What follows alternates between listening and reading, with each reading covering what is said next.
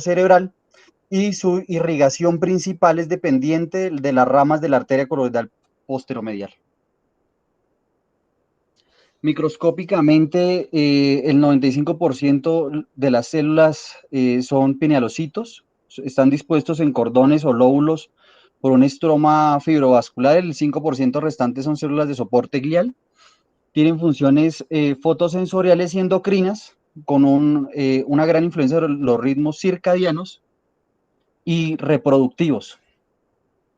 Es, digamos que, importante destacar que las células germinales digamos que normalmente no deben estar dentro del estudio histopatológico de la glándula pineal normal. En esta imagen, un T2 sagital, vemos la relación de la glándula pineal con la parte posterior del tercer ventrículo, el límite superior que está dado por el esplenio del cuerpo calloso, las venas cerebrales internas que casi no se ven, la cisterna cuadrigeminal, la cisterna vermiana, el acueducto de Silvio, el cuarto ventrículo, como parte de las estructuras principales que colindan con la glándula pineal. Entonces, a modo de recordar, la glándula colinda en la parte posterior con la parte posterior del tercer ventrículo. Tiene dos salientes que son el receso suprapineal y el pequeño receso pineal. En el receso suprapineal inmediatamente inferior discurre la comisura avenular, mientras que la comisura posterior se encuentra por debajo a nivel del receso pineal, pequeño receso pineal. Entonces, ya es bien sabido que la calcificación de la glándula pineal aumenta con la edad. Es prácticamente patológico encontrar una calcificación en menores de 10 años. Cerca del 40% de los pacientes sobre los 30 años tienen calcificaciones, pero menos del 1% se encuentran en menores de 6 años. En esta imagen de resonancia, una coronal y un corte sagital T2, se muestra la estrecha relación de las venas cerebrales internas con la glándula pineal. Inmediatamente inferior se encuentra la glándula del velo interpositum y de los fornix, como se ve en la imagen de la izquierda. Acá en la imagen de la derecha vemos las venas cerebrales internas, que se encuentran inmediatamente superior al esplenio del cuerpo calloso. Acá se ve una glándula pineal multiquística, y los fornices en el nivel inmediatamente superior. Esto para tener en cuenta las relaciones anatómicas básicas que tiene la región pineal. Entonces, para entrar ya en el tema, hay ciertas generalidades de los tumores de la región pineal. Los más importantes o los más frecuentes, más bien, son los tumores de células germinales, que representan más de la mitad de todos los tumores de la región pineal.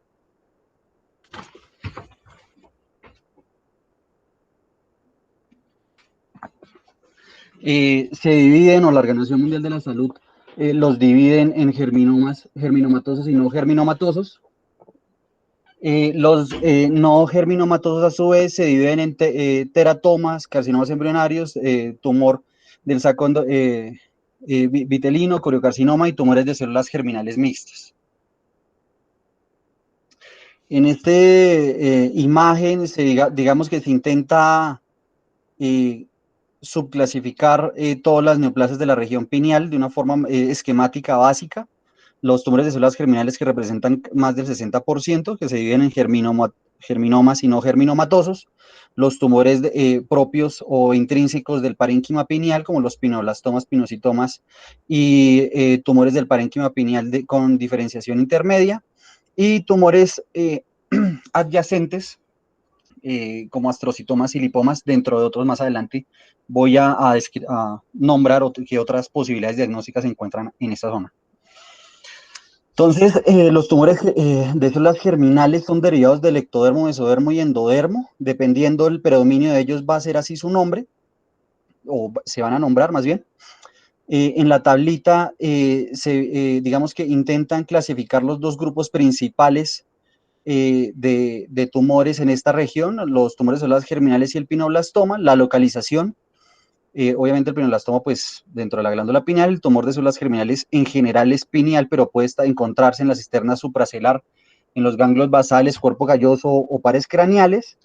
en general son positivos para marcadores oncológicos. El pineoblastoma tiene una estrecha relación con el retinoblastoma y no tiene preferencias por sexo, mientras que los tumores de células germinales, como regla general, son más frecuentes en hombres que en mujeres.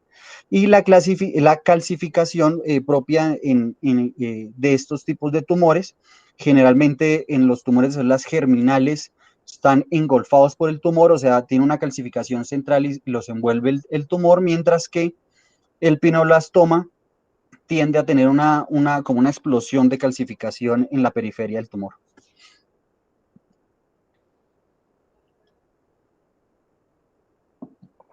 Entonces, ya hablando de los germinomas, son el tipo más común, más frecuente, representan cerca del 60% de los tumores de células germinales y 40% de los tumores de la región pineal.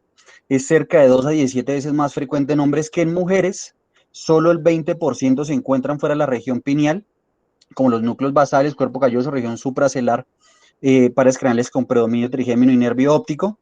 Y como característica principal en diagnóstica y de manejo, como no son encapsulados, tienden a tener una diseminación y digamos que infiltración a estructuras adyacentes y diseminación por líquido cefalorraquídeo. Entonces, en esta tablita un poquito más amplia, habla sobre no solo la subdivisión de los tumores de región pineal. Estos representan el 8.5% de los tumores intracraneales pediátricos, pero apenas el 1% de los tumores en adultos. Los tumores de células germinales, dependiendo el grupo poblacional que se estudie, representa cerca del 50-75% de todos los tumores pineales, siendo el principal los germinomas con el 65%. El germinoma además puede tener características o tener un componente sin sitio trofoblástico que tienen mayor agresividad y mayor tendencia a la recidiva. El segundo grupo es tumores de células germinales no germinomatosos, que representan cerca del 17%, es un grupo absolutamente variado, pero con características imaginológicas no tan claras. Y el segundo grupo en importancia, los teratomas, que representan el 18% de los tumores de células germinales, que se dividen o se subdividen a su vez en maduros, inmaduros y tumores con transformación maligna. En cuanto a los tumores del parénquima pineal, representan cerca del 15 al 30% de los tumores de la región pineal. Se dividen en pinocitomas, que en general son grado 1, pineoblastoma grado 4, tumores de parénquima pineal con diferenciación intermedia, que representan grados 2 a 3, y mucho más raro el tumor papilar de la región pineal.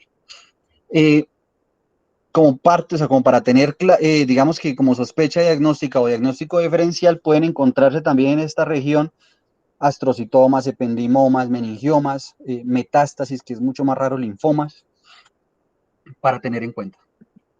Entonces, siguiendo hablando de los germinomas, los llamaron antes seminomas extragonadales, teratomas atípicos, dentro de otros nombres, pero el nombre, digamos que ahora que más lo representa son los germinomas.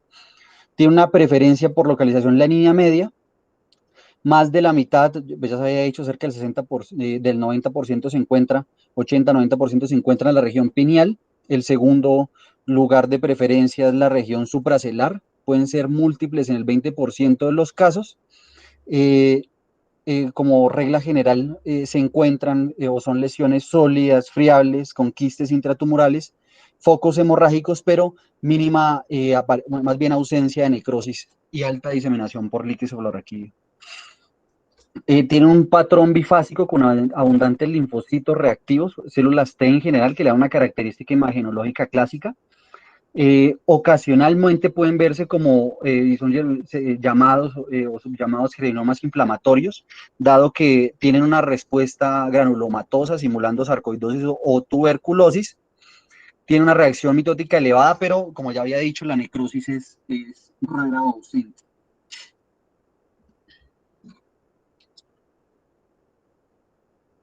En este control imagenológico, en las imágenes superiores, se evidencia un tumor de la región pineal isodenso isodenso en su mayoría con edema vasogénico perilesional, con presión sobre el sistema ventricular, con restricción a la difusión y disminución de la señal en el mapa ADC, lo que habla de la alta celularidad.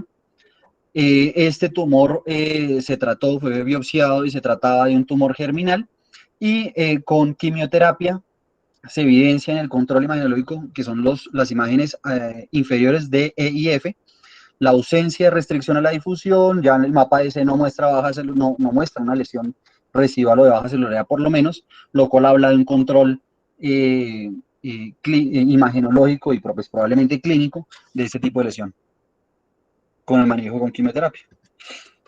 Entonces, más del 90% de los casos en los pacientes tienen menos de 20 años al momento del diagnóstico, tienen un pico de presentación a los 10 y 14 años. Como característica, los tumores que tienen un componente o que tienen una localización supracelular no tienen predominio por sexo, a diferencia de la región pineal. Ya, como había dicho, hay germinomas puros y germinomas con células con componente de sincitotrofoblasto que tienen un comportamiento mucho más agresivo. Imagenológicamente tienden a ser sólidos o sólido-quísticos, con calcificaciones típicas en el interior de la lesión, disminución en la señal de la señal de T2 y un realce ávido pero heterogéneo al contraste. Este es un resumen sobre las características principales de los germinomas. El gran compromiso de la línea media del 80-90%, que se encuentra en la región pineal y supracelular, pueden ser múltiples en el 20% y un patrón microscópico bifásico. Mayor del 90% de los casos tienen menos de 20 años. Esto es importante para tener en cuenta el grupo etario. Y como características imagenológicas tienden a ser isointensos en T1 y T2, con una hiperintensidad en general cuando son más inflamatorios, hiperintensos en T2 y FLAIR, con zonas de baja señal en el gradiente eco y restricción a la difusión. Entonces, en esta imagen vemos un TAC, en la imagen de la izquierda, con un catéter ventricular en el cuerno frontal, el tercer ventrículo ligeramente dilatado, una lesión hiperdensa bien delimitada con una calcificación en su interior. En la imagen de la derecha se ve un corte sagital, un T1, con evidencia de una gran lesión en la región pineal con compresión sobre pontomesencefálica, compresión del tercer ventrículo y pues generando hidrocefalia severa.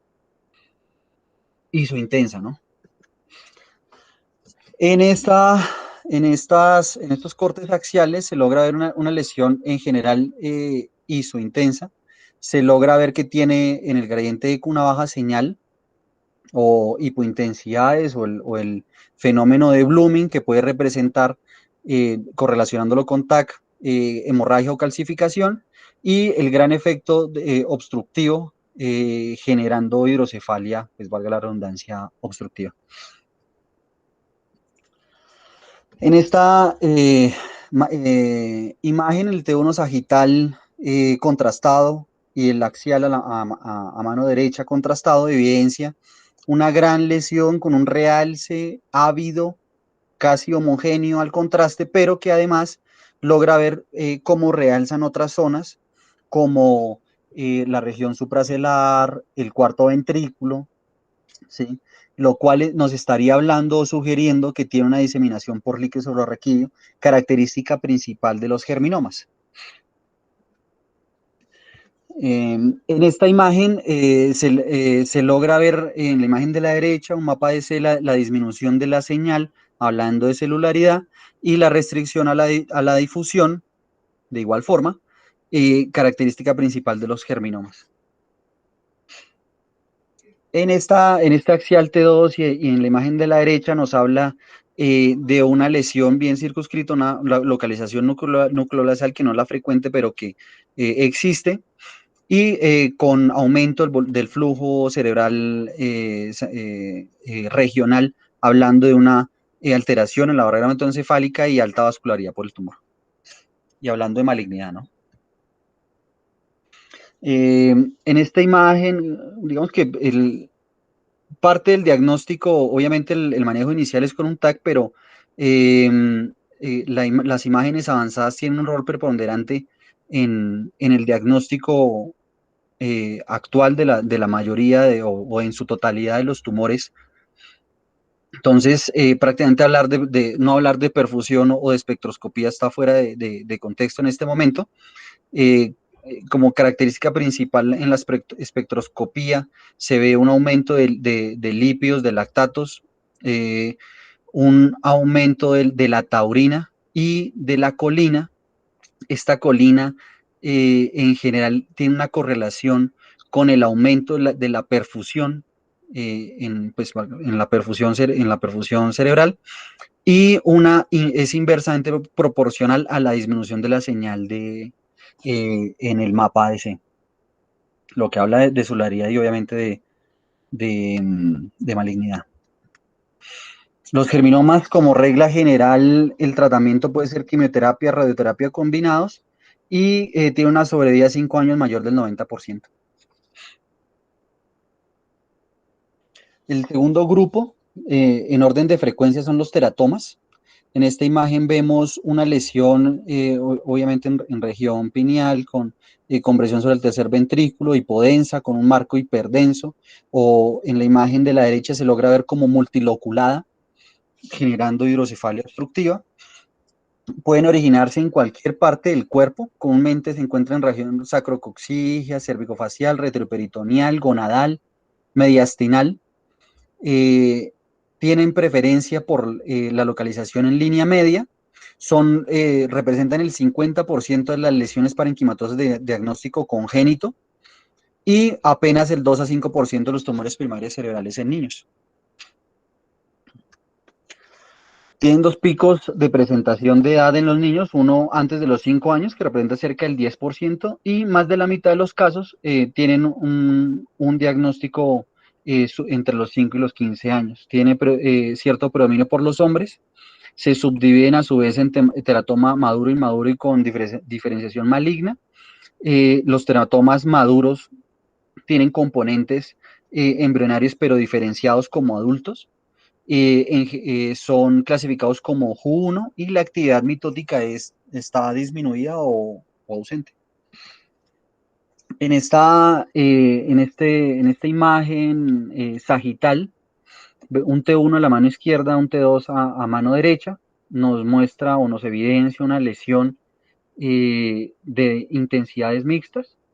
Su mayor componente es sólido y su intenso, pero sí se logra ver multiloculado con zonas, bueno, multiquísticas en la imagen T2 sagital. Este es un T1 axial y un T1 contrastado a mano derecha, que evidencia una supresión grasa. La pared del tumor es grasa, se ve hiperintensa en T1. Tiene un realce ávido al contraste en la porción más sólida. Esta lesión tiene una correlación histopatológica y confirmó que era un teratoma maduro. En esta imagen de resonancia axial T1 y T1 contrastado, evidencia de igual forma una lesión con intensidades mixtas, en su centro un predominio hipointenso, como un contenido sólido, pero con un realce en la periferia, por lo menos de la porción sólida, generando dilatación del tercer ventrículo y de las astas occipitales. En general, tiene una apariencia compleja, pueden ser multiloculados, quísticos, con hemorragia, presencia de otros tejidos calcificados, y puede llegar a verse una distorsión totalmente en la estructura normal cerebral, dificultando pues, el reconocimiento y la localización, por lo menos, como característica principal imaginológica. El teratoma inmaduro, bueno, ya se evidencia acá en esta imagen axial y coronal, T1 izquierda, T2 derecha, evidencia una gran lesión relativamente bien circunscrita, con una intensidad de predominio y su intenso, hablando de una zona relativamente sólida, con múltiples zonas hiperintensa, multiclística, generando, tiene extensión sobre el tercer ventrículo, generando hidrocefalia obstructiva y pues evidente dilatación del sistema ventricular. En este tipo de tumor se encuentran tejidos de tipo fetal mezclados. En general se puede encontrar cartílago, mucosa intestinal, hueso, músculo liso mezclado con tejido ectodérmico neural. Sí se encuentra necrosis y hemorragia como características principales. En esta imagen, en un T1 y una perfusión, se evidencia el realce, el gran realce, la porción sólida del tumor, y la evidencia de aumento del volumen cerebral vascular relativo en pequeñas zonas intratumorales. Evidentemente también tiene una correlación histopatológica que evidencia o que sugirió o que diagnosticó más bien un teratoma inmaduro.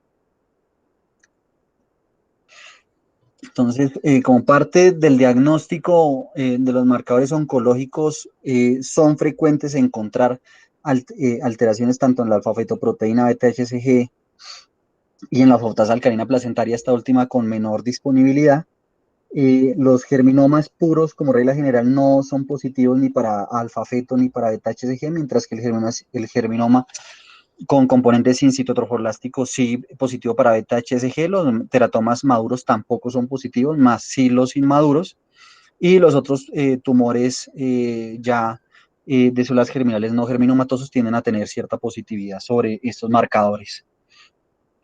Entonces, como parte o para continuar en el estudio, los tumores principales de la región pineal se encuentran en orden de frecuencia los tumores parenquimatosos pineales. Dentro de ellos se viven los pineocitomas, pinoblastomas, tumores de parénquima pineal con diferenciación intermedia y mucho más raro el tumor papilar de origen pineal.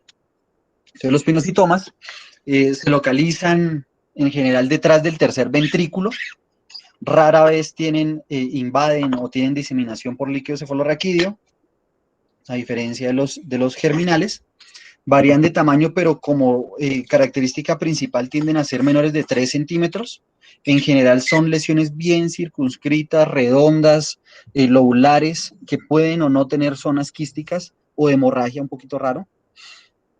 En esta imagen de TAC y de resonancia, un corte axial T2 evidencia una calcificación en la periferia de la lesión, un centro hipodenso e hiperintenso en el T2 que habla de una zona quística principal sin generar efecto obstructivo sobre el flujo de líquido cefalorraquídeo, por lo menos no evidenciado en estas dos imágenes.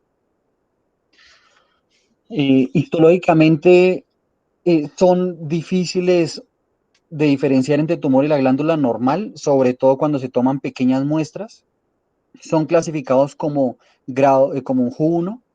Es el más frecuente de los tumores intrínseco de la glándula pineal. Esto va a depender básicamente del grupo poblacional que se estudie, pero representan entre el 15 y el 60% de los mismos.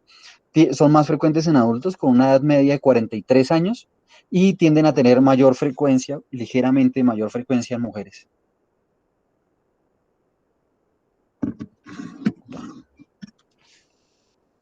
Son tumores de lento crecimiento, tienden a diagnosticarse como hallazgo incidental.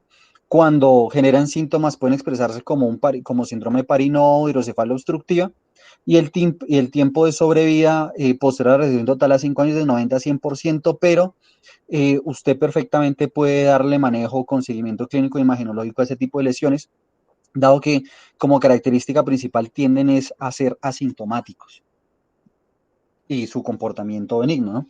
En esta imágenes de resonancia, un FLAIR y un T1 contrastado, los dos axiales, evidencian una zona central isodensa, hipodensa, con un realce en la periferia, con un diagnóstico patológico o con correlación más bien de un pinocitoma.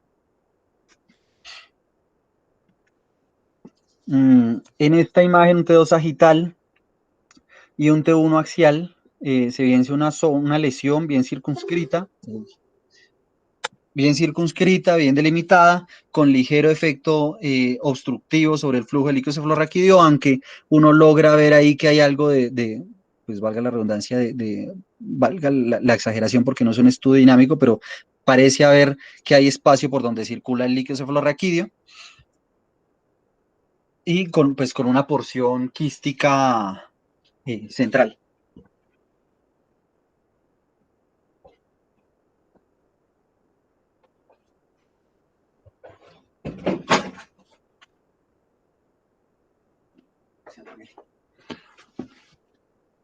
En esta imagen se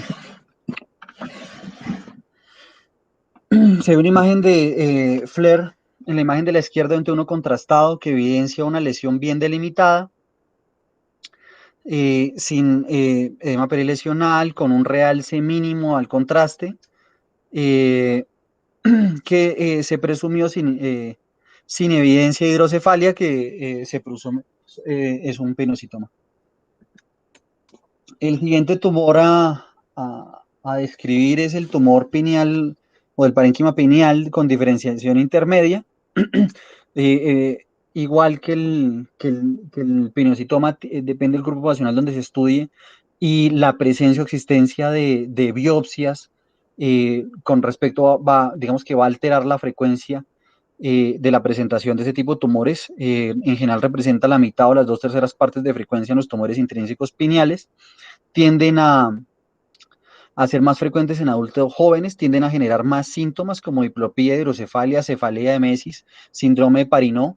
Tiene un comportamiento biológico variable, es evidente que es ligeramente más agresivo y tienden a ser J2, J3 con respecto al pinocitoma, y tiene cierta tendencia a la recurrencia.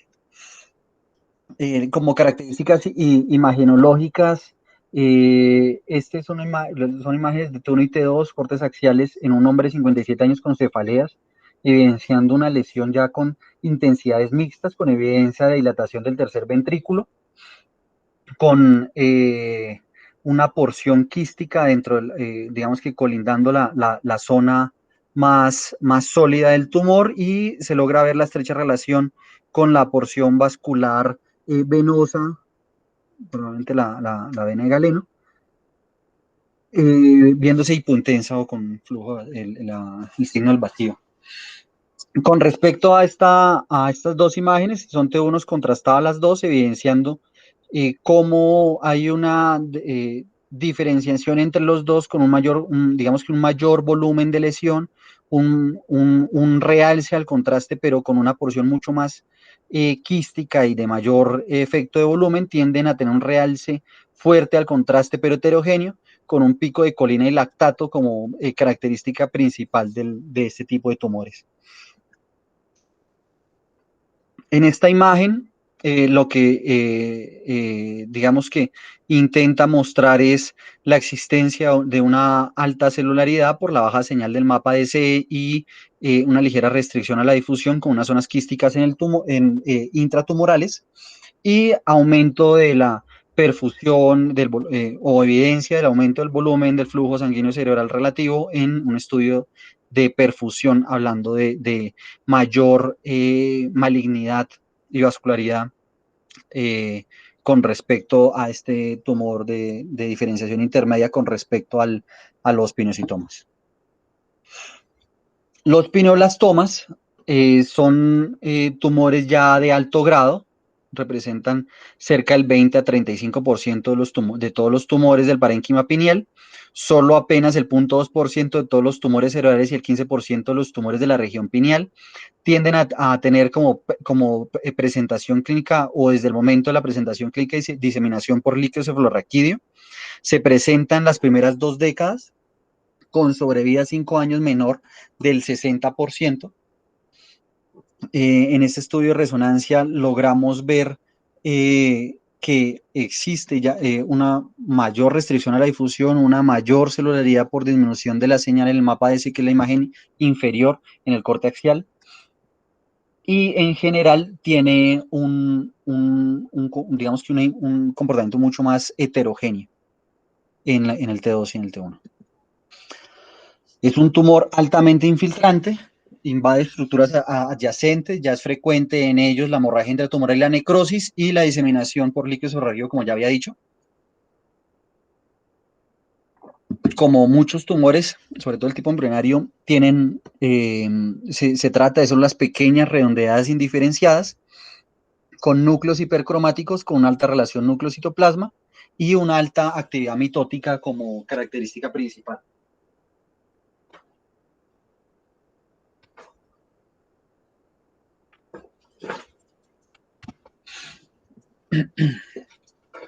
Como ya había dicho, en este tipo de tumores tiende a encontrarse diseminación por líquido cefalorraquídeo en el momento del diagnóstico.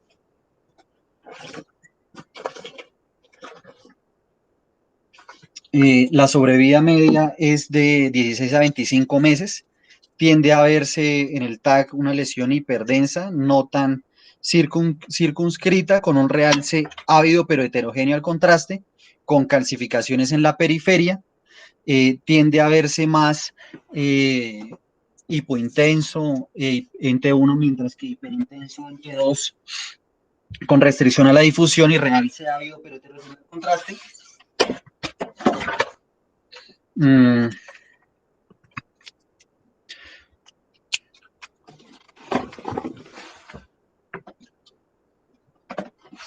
Permítame un segundo antes de que se me apague el computador, lo conecto.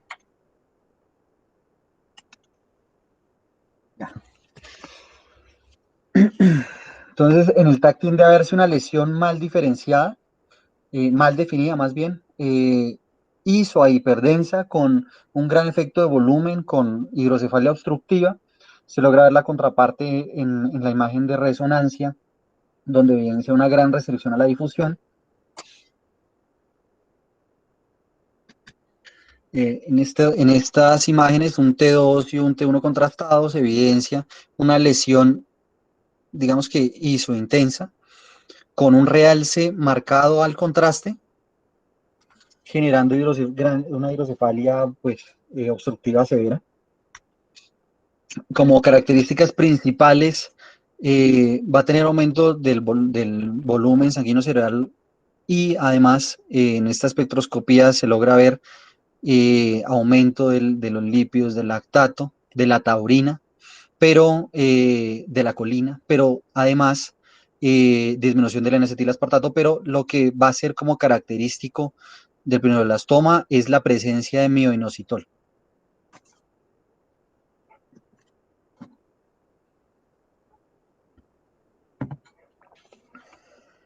Como parte de las características principales imagenológicas entre los tumores de células germinales, pineoblastomas y astrocitomas, que son digamos que los principales para diferenciar, van a tener ciertas, digamos que diferencias importantes. En T1 y T2 los tumores de células germinales van a tender a ser isointensos, mientras que los pineoblastomas van a ser heterogéneos y el astrocitoma va a tener una relación diferente, ¿no? Hipodenso e hiperintenso en T2. El gradiente de eco va a ser igual en los dos, el contraste va a tender a ser igual en los tres, o sea, un realce ávido, aunque heterogéneo en los dos primeros grupos. Va a haber restricción a la difusión en los tres grupos. En cuanto a la perfusión, supone uno que va a haber aumento del volumen sanguíneo cerebral en los tres grupos, lo que lo ayudaría a diferenciar, pero obviamente faltan mucho más estudios, es la presencia en el pineoblastoma de mioinositol y pues de los tumores de células germinales la presencia de taurina.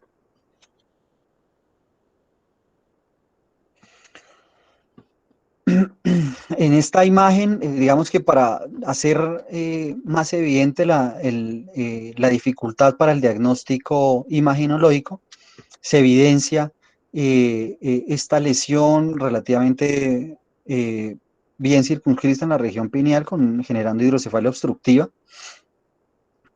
con mínimo realce al contraste, pero que sí evidencia un comportamiento muy similar a los otros grupos.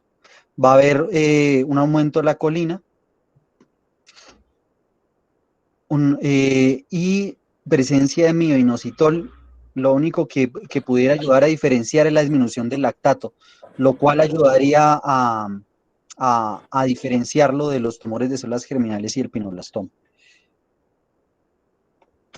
Como parte del manejo va a depender básicamente de la existencia o no de hidrocefalia asociada al diagnóstico o a la presentación clínica. Eh, Se prefiere o se preferirá, digamos que de ahora en adelante, el manejo de la hidrocefalia de los tumores de células germinales o con la relación o la tercer ventriculostomía endoscópica, dado que tienen alta diseminación por líquido cefalorraquídeo, por lo cual pudiera una derivación ventriculoperitoneal aumentar el riesgo de diseminación de la enfermedad. Acá en esta imagen se logra ver el piso del tercer ventrículo en la imagen de la izquierda, mientras que en la derecha se ve la lesión o el tumor de la glándula pineal. Probablemente un pinocitoma por las características. Como parte del diagnóstico va a haber una correlación dependiendo del tipo de tumor con la presencia de marcadores tumorales como la alfa-fetoproteína y la beta-HCG. En general tienen que siempre buscarse en líquido cefalorraquídeo y en el suero. Van a alterarse como regla general en los teratomas inmaduros y en los tumores de células germinales no germinomatosos. No solo sirven para el diagnóstico, sino para el seguimiento. La alfa-betoproteína va a tender a elevarse en los carcinomas embrionarios, teratomas inmaduros y tumores del saco endotelial, mientras que la beta-HCG va a tender a alterarse en los corocarcinomas y carcinomas embrionarios. En general, la elevación de la alfa-fetoproteína va a tener una correlación tanto en suero como en líquido cefalorraquídeo.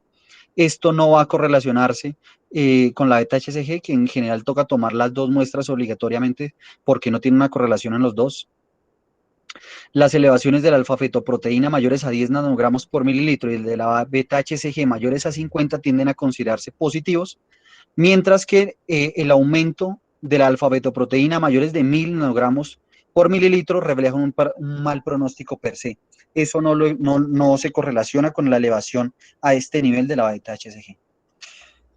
Este algoritmo de manejo nos va digamos que a orientar el manejo dependiendo de la presencia o ausencia de hidrocefalia. Cuando se realiza o cuando existe la hidrocefalia, pues debe realizarse una tercer ventriculostomía endoscópica. Se va a tener en cuenta la presencia de marcadores positivos o negativos. Si los marcadores son negativos, digamos que el paso a seguir sería la realización de una biopsia. Dependiendo del resultado de la biopsia, vamos a seguir una conducta. Si es un teratoma maduro, vamos a realizar la resección más terapia adyuvante dependiendo del tipo de tumor, mientras que si es un tumor de células germinales germinomatoso, en el resultado de la biopsia, lo que vamos a realizar es radioterapia más quimioterapia. Si llegase a existir tumor residual después del manejo, habría que considerarse la realización de una segunda cirugía.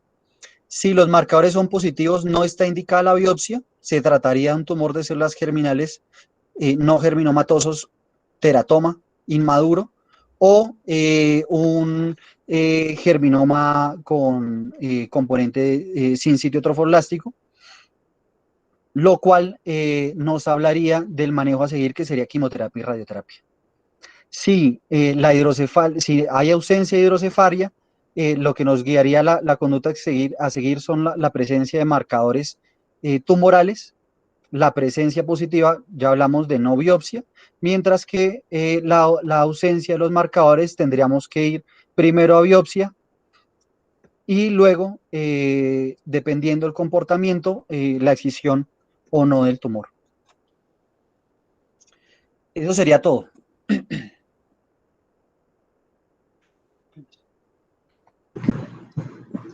Bueno, muy bien, Alex. Pues un tema muy extenso, pero lo hizo conciso, muy chévere. Las últimas dos diapositivas, que realmente todos los tumores se parecen muchísimo a este nivel, ¿no? O sea, el aspecto morfológico por resonancia se parece mucho, pero claro que hay cosas, el detalle de la espectroscopia y el contraste nos ayuda mucho a orientar el diagnóstico. Hay otras lesiones como como las lesiones benignas, yo me he encontrado con algunos quistes benignos de la pineal. No es un hallazgo tan raro y pues obviamente que son lesiones pequeñitas de 3 5 milímetros que uno le toca hacerle seguimiento cada año, cada 2 años y esas lesiones se quedan estacionadas, entonces son de carácter benigno. Eh, Recuerdo que me enseñaron que la pineal era el asiento del alma, según Descartes. Antes de esto, pues se creía que el alma se encontraba en el corazón, según las teorías de Hipócrates, de Aristóteles. Pero, pues después de Descartes, él escribió sus tratados acerca de que el alma se encontraba era en la glándula pineal, desde donde se dirigía todo el resto del organismo. Pero obviamente que pues, eso es otro tema a tratar para la psicología. Bueno, muy bien. No sé si tengan preguntas para Alex o comentarios, por favor, a los colegas profesores.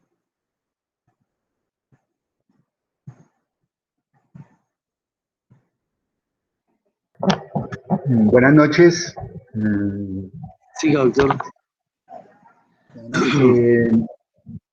Eh, en la historia de nuestro servicio, nosotros comenzamos a operar los tumores de la región pineal. El doctor Armando Rojas y yo, más o menos como en alrededor de 1994, 95. Estos tumores antes se consideraban inoperables. Yo recuerdo que comenzar a operar los tumores de la región pineal en la Misericordia fue un poco difícil porque el grupo de oncología de allá, que encabezaba el doctor Restrepo, pues tenía ese concepto. Obviamente después, pues, la situación fue cambiando y en la Misericordia, pues también comenzamos a operar estos tumores. Se consideran inoperables por su contacto con el tallo cerebral, por la cantidad de estructuras anatómicas que están ahí, la gran vena de Galeno, la vena basal de Rosenthal, todas las ramas que van hacia el techo del mesencéfalo, el cuarto par craneano. Entonces, antes de la microcirugía, pues era realmente imposible operarlos, o si se hacía era con una mortalidad muy alta. Hay una cosa muy importante, nosotros, nuestra evolución, ¿cómo fue? Nosotros inicialmente operábamos a todos los pacientes, comenzamos haciéndolo con un abordaje supracerebeloso, infratentorial y algunas veces, muy pocas, no recuerdo en ese momento, se hizo interhemisférico occipital. Yo para una conferencia alcancé a recopilar 24 pacientes de región pineal entre Misericordia y San Juan de Dios y como en 20 años más o menos. Inicialmente, ya cuando comenzamos a hablar de biopsia, entonces en esa época había, de biopsia, en esa época había una controversia en si hacer una biopsia por estereotaxia o una biopsia abierta o qué se podía hacer. Nosotros realmente nunca hicimos biopsia por estereotaxia porque en contra de eso está el hecho de que los tumores del parénquima pineal suelen ser muy bien vascularizados, entonces una biopsia ahí puede ser fatal. Después, cuando comenzamos a realizar biopsias y lo hacíamos de rutina, aprovechamos y hacíamos la tercera ventriculostomía endoscópica, eso fue ya en el Hospital de la Misericordia. Comenzamos a hacer la tercera ventriculostomía y ahí aprovechábamos para hacer biopsias con la ventaja de hacer una tercera ventriculostomía más biopsias múltiples, porque la otra desventaja de la biopsia por estereotaxia es que solamente se toma una biopsia. Con la tercera ventriculostomía, pues uno puede tomar muchas biopsias con el argumento de que muchos de estos tumores son mixtos. Usted puede encontrar aquí una combinación de cualquier cosa. Usted puede encontrar un germinoma con un pineoblastoma, usted puede encontrar un astrocitoma combinado con un meningioma. Entonces, esta región se caracteriza también porque cualquier lesión del sistema nervioso puede tener su asiento allí en esta región, entonces por eso también es muy interesante. Después ya cuando tenemos el concepto de los marcadores tumorales, de la gran radiosensibilidad y el concepto de la quimioterapia, entonces nos fuimos ya inclinando más por hacer biopsias o por endoscopia. Con respecto al abordaje, les repito, inicialmente lo hacíamos supracerebeloso intratentorial. Algunas veces el paciente sentado, algunas veces en posición confort. Ya al final, en los últimos casos, ya más recientemente, yo personalmente he hecho ya el abordaje haciendo supracerebeloso infratentorial, pero lateral, entrando bien lateral. Eso hace que la gran presión que hay que hacer sobre el vermis, sobre el culmen, no sea tan dramática como lo puede hacer uno entrando por vía lateral. Es una cirugía de mucho cuidado, es difícil, uno tiene que conocer perfectamente la anatomía y tener experiencia en esta zona, pero en general, pues los resultados son buenos, como quedó pues, demostrado con nuestro trabajo de diagnóstico de casos. Bueno, eso es lo que yo tendría que aportar a la reunión.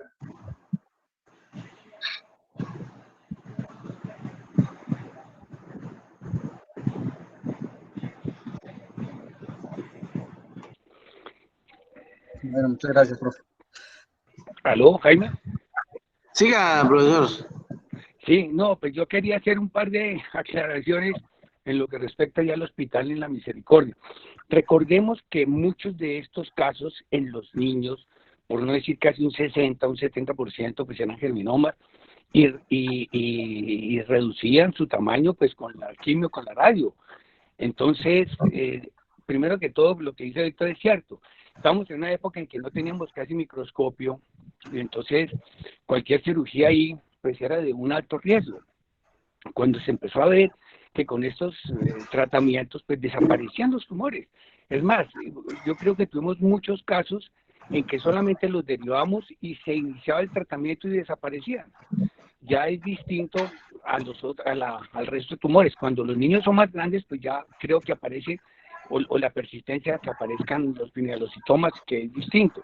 Entonces era más o menos para hacer esa aclaración. Respecto al abordaje, nosotros también hicimos muchos, pero era es que depende del tumor. Si el tumor está más hacia arriba, pues los hacemos por el supratentorial interhemisféricos.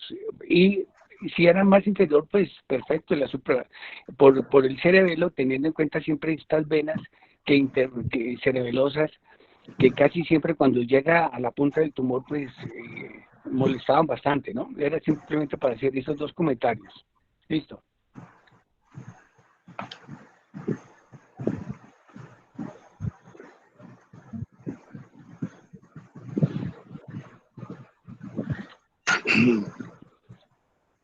Bueno, afortunadamente la frecuencia de estos tumores es bien rara, ¿no? Entonces, pero lo malo es que en los niños sí es mucho más frecuente. Entonces, sí, lo que decía el doctor Martínez, yo recuerdo mis primeros años de médico hospitalario y luego de residente, que la esperanza era que al paciente se mandaba a irradiar de entrada y con eso, digamos que se esperaba y se deseaba que los tumores desaparecieran porque la mayoría son muy radiosensibles.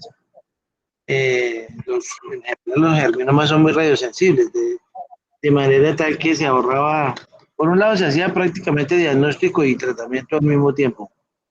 Pero bueno, ahorita pues se deben hacer los estudios de primero de alfa-fetoproteína, todos estos marcadores tumorales que nos ayudan a hacer el diagnóstico de entrada cuando se hace la derivación ventriculoperitoneal.